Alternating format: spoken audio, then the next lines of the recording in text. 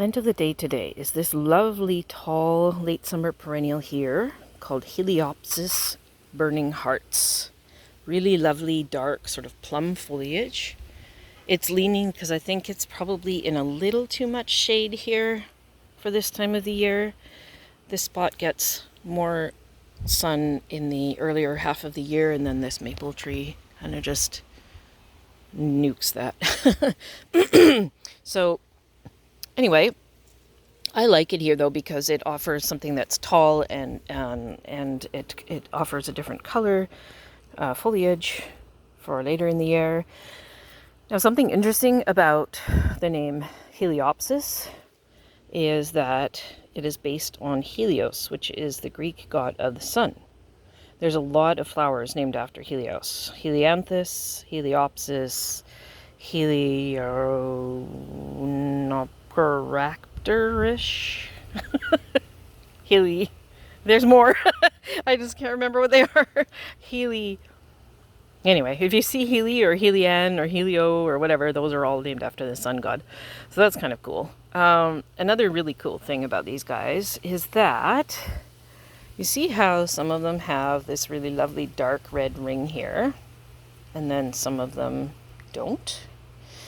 I watched a program on BBC, of course, fascinating, in which it stated that bees see, of course, they see an infrared, right? So they see a bright ring here of color, which tells them that this plant is not pollinated, i.e. it has, food for them.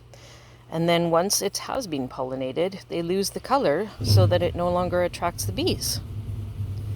It's like a hello, come do your thing here. And then piss off. I'm over it.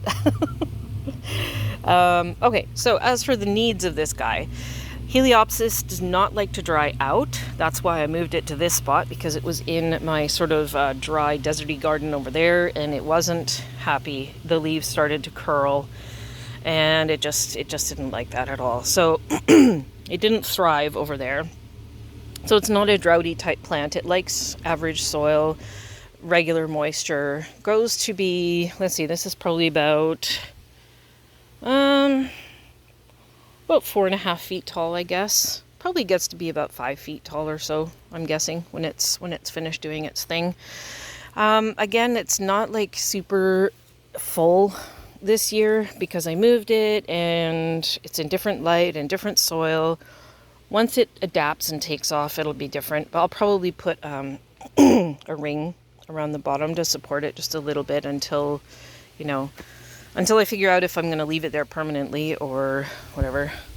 Oh, which incidentally reminds me, there's these fabulous little things that I've found, which are like a half ring that basically just keep something from leaning instead of like going around the whole thing. I thought that was really cool. And then I left it behind in my shopping cart. Anyway. And so, yes, I would not put this where deer can eat it. I'm pretty sure this would make a fantastic cut flower. And I have it paired with this, which is an aster. It's got a funny name. What is it? Monch. Aster monch. Which is kind of like a bluish purple tone. And when they're both in bloom all together, they really play off each other nicely. The yellow in the center there pulls out that, and the purple, and yeah, but you can really put it with anything. It's it would be nice growing up in between some shrubs. It would be nice with something that has like a dark red. Would be beautiful with it because of the red rings on the inside here, and also the plum foliage. Plum foliage looks amazing with red flowers next to it.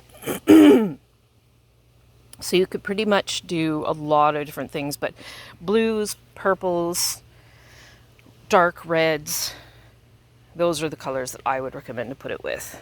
So that is Heliopsis Burning Hearts.